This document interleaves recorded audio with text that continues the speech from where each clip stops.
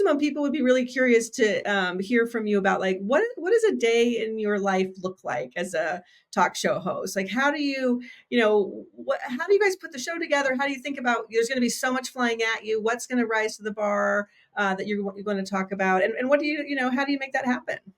It every day, frankly, is a little different. On a day that's not a show day, a day like today, I may have we call it a hit when we're going on TV. I may have a hit, and I was scheduled for a hit today to respond to and analyze the president-elect's press conference. And so on a day like that, I'll go through I'll read all the news in the morning. My assistant might have put together a research packet for me that I'll read. I'll follow up, Google a bunch of different articles. And then I would sit there and I'd watch the press conference, which I did.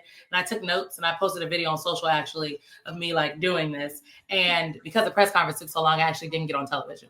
But I'm very well aware of what happened in the press conference because I sat through the entire thing. And I have a notebook of notes to speak to that.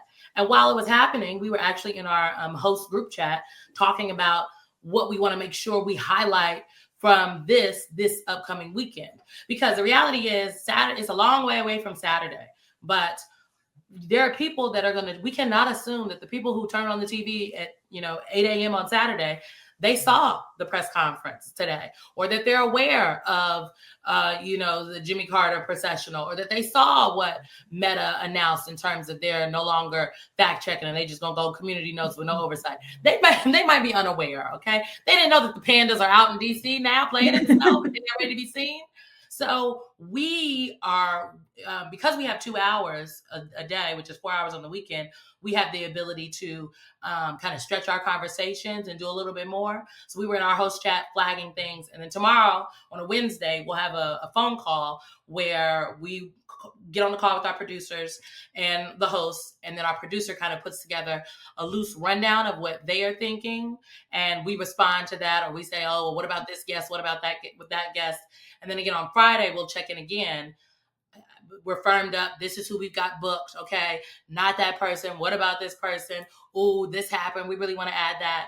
And then we check in again Saturday morning at 7 a.m. to make sure we're all on the same page about what we're discussing.